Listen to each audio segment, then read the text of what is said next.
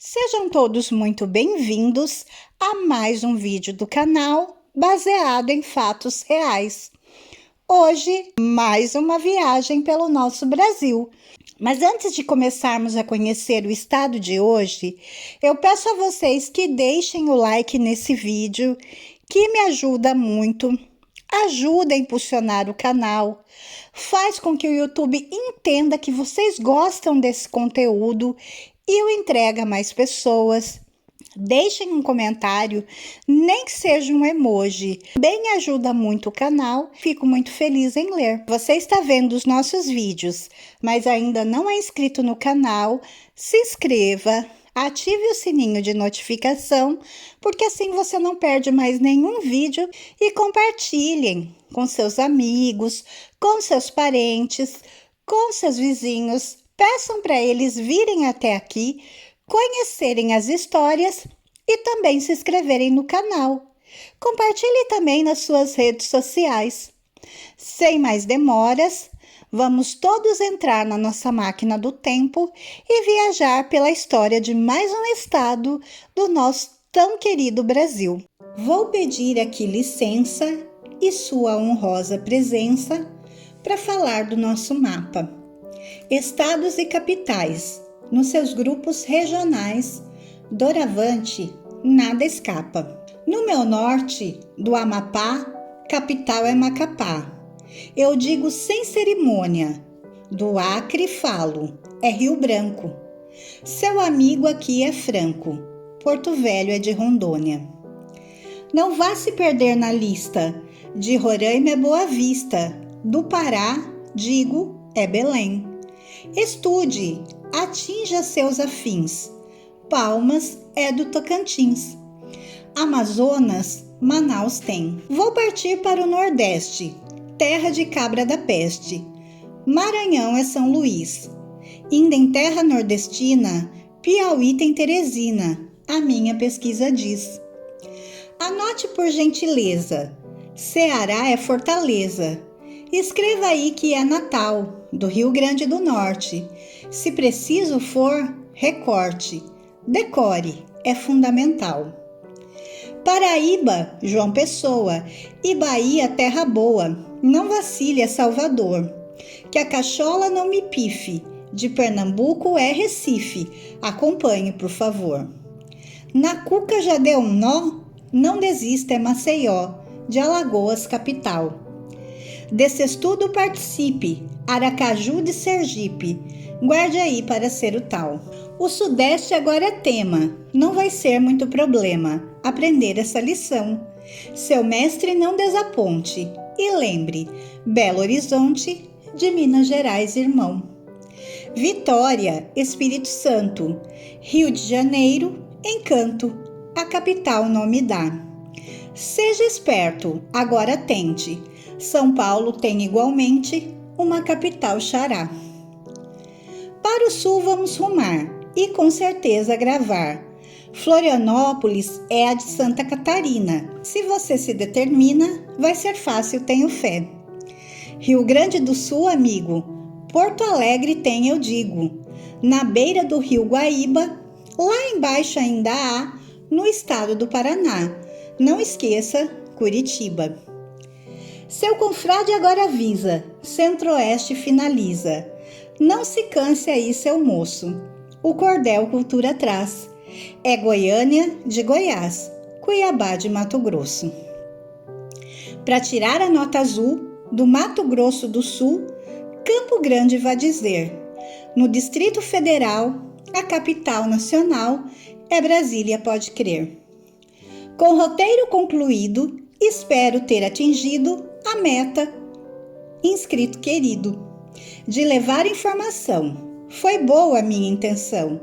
Usei a rima por meio, em versos fiz um passeio, a todos meu abração. Gerson Brito. A nossa viagem de hoje será pelo estado do Rio Grande do Norte. Ele está situado a nordeste da região Nordeste e tem como limites o Oceano Atlântico, a Paraíba, o Sul e o Ceará.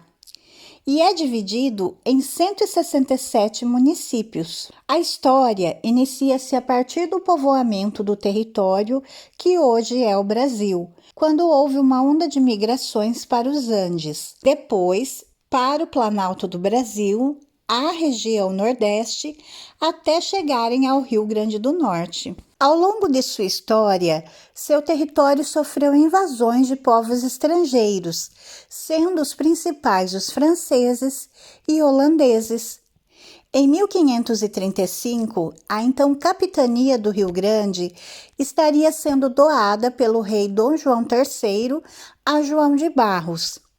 Em 1822, quando o Brasil conquistou sua independência do Império Português, o Rio Grande do Norte passaria a se tornar província, e com a queda da monarquia e a consequente proclamação da República em 1889, a província se transforma em um estado, tendo como primeiro governador Pedro de Albuquerque Maranhão. A capital do estado é Natal e sua atual governadora é Fátima Bezerra, eleita nas eleições estaduais realizadas em 2018. Devido à sua localização geográfica, que forma um vértice a nordeste da América do Sul, o Rio Grande do Norte é tido como uma das esquinas do Brasil e do continente, posição que também lhe confere uma grande projeção para o Atlântico. Seu litoral, com extensão aproximada de 400 quilômetros, é um dos mais famosos do Brasil. Na bandeira nacional brasileira, o estado é representado pela estrela Shaula, da constelação de Escórpios. Inicialmente, o território potiguar era habitado por animais da megafauna e, por algum tempo depois, começou a ser povoado por caçadores e coletores primitivos. Alguns desses povos primitivos deixaram vestígios que se encontram atualmente nos sítios arqueológicos de Angicos e Mutamba II, onde foram deixados rochas e vestígios de arte rupestre nas paredes das cavernas. Desde inscrições até pinturas, cujo significado ainda é discutido, mas, entre várias teorias, a mais aceita afirma que tais vestígios serviam como instrumento de comunicação, pretendendo transmitir uma mensagem pela escrita, que, na época, era muito diferente da atual, e não como uma manifestação artística. Na época das grandes navegações, o litoral potiguar era habitado por povos vindos do atual estado do Paraná e do Paraguai, que falavam o abanhenga, língua aglutinada e com reflexões verbais. Mais para o interior, nas regiões do Seridó, Chapada do Apodi e Alto Oeste, residiam os tapuias, povos indígenas que andavam totalmente nus, sem uma cobertura, sem barbas e que depilavam todos os pelos existentes em seus corpos. As mulheres dessa tribo eram mais baixas que os homens e submissas aos seus maridos. Acredita-se que, mesmo antes da chegada dos portugueses, alguns navegadores espanhóis, como Alonso de Ojeda e Diego de Lepe, teriam chegado primeiro em terras norte-riograndenses. Há também a tese de que, pouco antes da chegada dos portugueses, Pedro Álvares Cabral tenha atingido o Rio Grande do Norte pela Praia de Touros. A primeira expedição a alcançar terras pertencentes ao Rio Grande do Norte, que contava, inclusive, com a participação de Américo Vespúcio, começou em 10 de maio de 1501 e, depois de 11 semanas de viagem, alcançou o Cabo de São Roque, onde foi fixado o primeiro marco de posse colonial português no Brasil. O comandante dessa expedição é incerto, e dentre vários nomes, o mais aceito é Gaspar de Lemos. Algum tempo depois, o litoral brasileiro começou a ser visitado por corsários e Portugal, ao saber disso, envia expedições para contê-las. Primeiramente entre 1516 e 1519 e depois entre 1526 e 1528. Em 1534, o rei português Dom João III divide a colônia do Brasil em um sistema de capitanias hereditárias, e entre elas estava a capitania do Rio Grande, de João de Barros, com uma extensão de 100 léguas. Em 1535, foi organizada uma expedição com 5 naus, 5 caravelas, 900 homens e mais de 100 cavalos, que porém fracassou, com a morte do comandante Aires da Cunha. Mais a norte, os portugueses fundaram um povoado, Nazaré, onde permaneceram por 3 anos. Com o fracasso da expedição, dá-se a invasão dos franceses, que começaram o contrabando do pau-brasil. Com a União Ibérica, Portugal ficou sob domínio da Espanha, e o rei espanhol Felipe II lançou sua atenção sobre a colônia brasileira. E ao perceber o clima de ameaça francesa em tentar conquistar a capitania do Rio Grande, determinou, por meio de 2 cartas régias, escritas em 1596 e 1597, a expulsão dos franceses, a construção de uma fortaleza, de uma igreja, a Igreja Matriz de Nossa Senhora da Apresentação, e a fundação de uma cidade. Os franceses dominaram o Rio Grande até o ano seguinte, quando os portugueses, liderados por Jerônimo de Albuquerque e Manuel de Mascarenhas Homem, constroem a Fortaleza dos Reis Magos com o objetivo de garantir a posse das terras. Expulsos os franceses e terminada a construção da fortaleza, a cidade de Natal foi fundada em 25 de dezembro de 1599. Em 21 de dezembro de 1631, uma frota de 14 navios com 10 companhias de soldados veteranos, comandados pelo tenente-coronel Hartmann Godefried Van, partiram de Recife com destino a Natal, onde desembarcaram em Ponta Negra com o objetivo de conquistar o Rio Grande, porém a primeira tentativa fracassou. Quase 2 anos depois, em 5 de dezembro de 1633, uma outra esquadra, mandada pelo almirante Jean Cornelis Lison e com tropas sob o comando do tenente-coronel Baltazar Bidin, partiram também de Recife com direção à capitania do Rio Grande. Ao chegarem da capitania, os holandeses feriram o capitão-mor do Rio Grande, Pero Mendes Gouveia, e tomaram a fortaleza da Barra do Rio Grande, que passou a se chamar Castelo de Keulen, dando início ao domínio holandês na capitania. Durante o período do domínio holandês, a Holanda se preocupava somente em dominar e explorar e ocupar a região, eliminando qualquer tipo de resistência, entre as quais os massacres de Cunhaú e Uruaçu, ocorridos em 1645. O domínio holandês chegaria ao fim somente em 1654, quando os portugueses puderam retomar o avanço em direção ao interior nordestino, expandindo as fazendas de gado e perseguindo as etnias indígenas. Somente em 1695, quando Bernardo Vieira de Melo assume o governo da capitania, a região é finalmente pacificada. Em 11 de janeiro de 1701, o Rio Grande do Norte é subordinado a Pernambuco e posteriormente a Paraíba. Durante todo o século XVIII, a agropecuária foi a base da economia potiguar.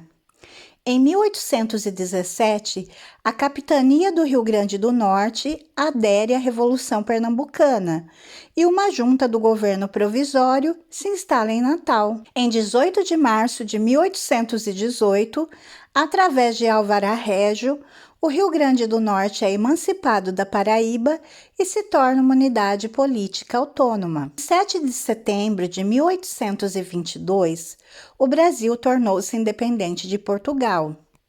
A notícia da independência levou quase 3 meses a chegar ao Rio Grande do Norte, que se tornou uma província. Em 1824, explode em Pernambuco uma revolta contra o autoritarismo do imperador brasileiro Dom Pedro I. A Confederação do Equador, que objetivava o projeto de uma república no Nordeste e de Pernambuco, a revolta se espalhou pelas províncias vizinhas. Na província do Rio Grande do Norte, o movimento foi caracterizado pela atuação de Tomás de Araújo Pereira, que tentou evitar a ocorrência de conflitos armados em território potiguar. No final, o movimento acabou sem obter sucesso após a chegada das tropas imperiais que dominaram a revolta. Embora, em 1817, o Rio Grande do Norte já tenha aderido aos ideais republicanos, acredita-se que no início oficial da propaganda republicana na província tenha ocorrido somente em 1851, com a publicação do jornal Jaguarari, jornal dirigido por Manuel Brandão. Entre 1857 e 1875, com a participação de Joaquim Teodoro Cisneiro de Albuquerque, a campanha seguiu. O movimento cresceu e conseguiu obter mais uma organização. Em 1886, foi formado um CAICó, um núcleo republicano, liderado por Janúncio Nóbrega e Manuel Sabino da Costa, intensificando cada vez mais o cenário republicano. 3 anos depois, em 27 de janeiro de 1889, é fundado no Rio Grande do Norte o Partido Republicano, com participação especial de Pedro de Albuquerque Maranhão, conhecido como Pedro Velho. Mais tarde, líder da campanha. Após a fundação do partido, foi criado o jornal A República, que se tornou órgão oficial do partido recém-criado. Ainda durante o Império, a escravidão predominante no Brasil também existia no Rio Grande do Norte. Com o objetivo de lutar pelo fim do regime do trabalho escravo, ocorreu em todo o país um movimento abolicionista. Em 30 de setembro de 1883, Mossoró, na região oeste da província, tornou-se uma das primeiras cidades brasileiras a abolir a escravidão, antes mesmo da assinatura da Lei Áurea em 1888. Em 15 de novembro de 1889, a monarquia é derrubada e o regime republicano é adotado, e o Rio Grande do Norte, como as demais províncias, transforma-se em estado. A notícia do fim da monarquia chegou ao estado no dia seguinte, com o envio de um telegrama enviado por José Leão Ferreira Souto ao Partido Republicano. Em 17 de novembro, Pedro Velho toma posse como primeiro governador do estado. No entanto, permaneceu no cargo durante um curto período de tempo, até 6 de dezembro de 1889. Nos primeiros anos de república, o Rio Grande do Norte foi dominado pelo sistema oligárquico. Em oposição a esse regime, surge a figura do capitão José da Penha Alves de Souza, responsável por promover a primeira campanha popular no estado, tentando inclusive lançar a candidatura do tenente Leônidas Hermes da Fonseca ao governo estadual, mas sem obter sucesso. Mais tarde, José da Penha se mudou para o Ceará.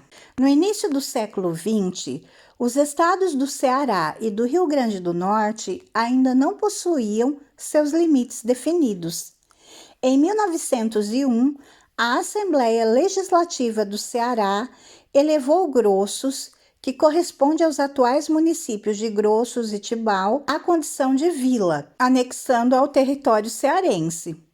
Depois, Pedro Augusto Borges, que era presidente, hoje governador, do Ceará, na época, sancionou a resolução.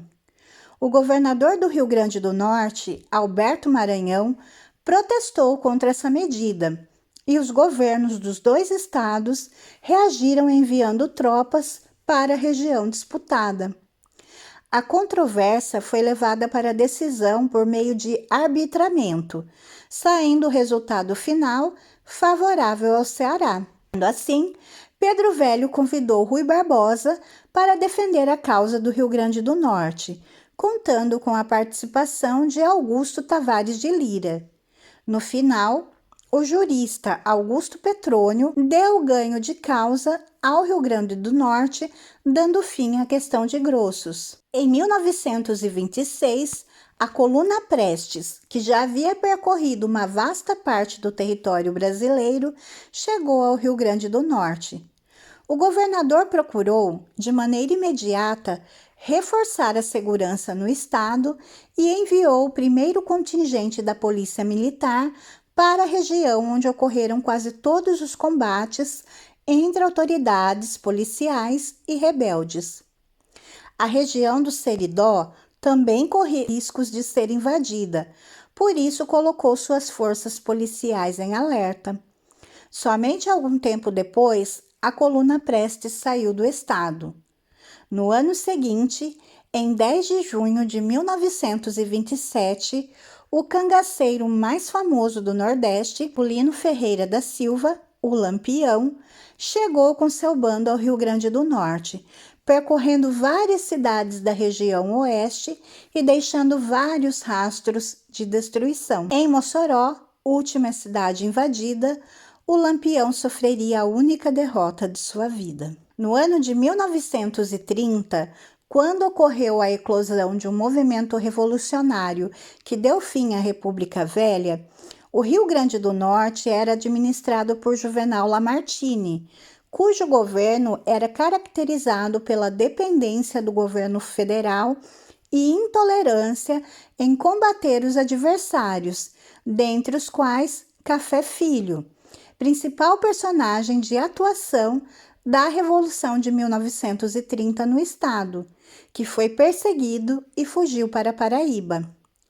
Em 5 de outubro daquele ano, alguns dias antes do movimento, Juvenal Lamartine abandonou o governo do estado e em seu lugar assumiu uma junta governativa formada por 3 pessoas, que ficaram no poder durante uma semana. No dia 1º de janeiro de 1931, o navio italiano Lazzarotto Malocello, comandado por capitão de fragata Carlos Alberto Coraggio, chegava à capital potiguar, trazendo a coluna Capitolina, doada pelo chefe do governo da Itália, o fascista Benito Mussolini.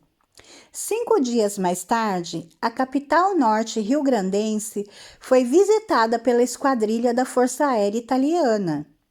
Em 1935, ocorreu a intentona comunista, causada principalmente por setores da população descontentes com o governador Mário Câmara. A rebelião saiu vitoriosa e deixou a cidade de Natal bastante agitada.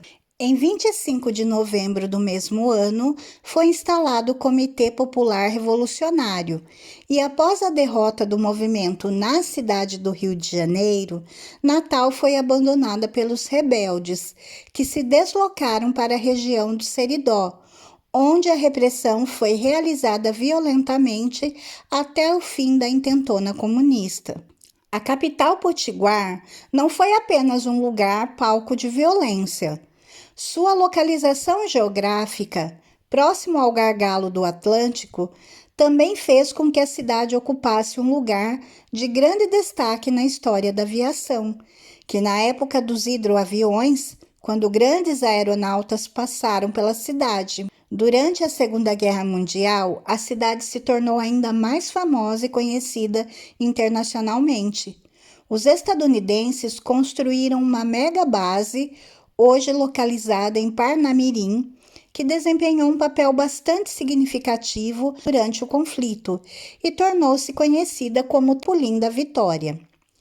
A capital potiguar também sediou uma conferência e recebeu a visita dos presidentes brasileiros Getúlio Vargas e estadunidense Franklin Delano Roosevelt. A partir daí, norte-americanos começaram a ocupar o território, culminando com a mudança de hábitos daquele município, fazendo também com que a população natalense crescesse e se multiplicasse, e a cidade perdesse todos os seus hábitos de cidade provinciana. Em agosto de 1954, com o suicídio de Vargas, seu vice, o Café Filho, assume a presidência da República, sendo, até os dias atuais, o único potiguar a ocupar o cargo, permanecendo até novembro de 1955. Atualmente, Mossoró é o maior destaque na agropecuária, com a fruticultura irrigada, tendo melão como principal produto destinado a exportações. Em seguida, vem Touros, com sua atividade agrícola voltada principalmente para o cultivo do abacaxi. Ceará-Mirim, com destaque no cultivo e produção de cana-de-açúcar, e outras culturas, como mandioca e mamão. São José do Mipibu, com destaque para a plantação de cana-de-açúcar e frutas, principalmente mamão e manga. As indústrias mais abundantes no estado são a extrativa mineral, com destaque para a produção de petróleo, gás natural, sal marinho e lâmpadas. O turismo é outra importante fonte de renda do estado, sendo maior de iniciativa própria. Segundo estatísticas, o Rio Grande do Norte é visitado por mais de 2 milhões de turistas anualmente, vindo de outros lugares do estado, de outras regiões do Brasil e até mesmo do exterior, principalmente de países europeus. O Rio Grande do Norte, ele possui uma diversidade de pontos turísticos, desde sítios arqueológicos, belezas naturais e polos de ecoturismo. Natal é a porta de entrada para o turismo no estado. Tem como destaques o Centro de Artesanato, a Fortaleza dos Reis Magos, o Parque das Dunas e a Praia de Ponta Negra, que abriga o Morro do Careca e é interligada às demais praias da cidade pela via costeira. O estado do Rio Grande do Norte possui uma cultura rica e diversificada, sendo sede de várias entidades culturais, além de possuir diversos monumentos tombados, entre os quais o mais importante é a Fortaleza dos Reis Magos, que é considerado o marco inicial da ocupação do território norte-riograndense. A culinária norte-riograndense é influenciada tanto pela colonização portuguesa e também pela cultura indígena. Pratos típicos muito apreciados pelos potiguares, podendo ser encontradas em todas as regiões do estado, são a caranguejada, carne de sol, cocada, cuscuz, feijão verde, linguiça típica do sertão, macaxeira, paçoca, peixes fritos, queijo típico de manteiga, tapioca e ginja com tapioca. Salgados típicos são o arrubacão, o baião de dois, carne de sol com banana de terra, carne de sol feita com jerimum, batata doce ou macaxeira, casquinha de caranguejo, muqueca de carne verde, mousse de caranguejo, paçoca, patinha de caranguejo, sarapatel e sopa de caranguejo.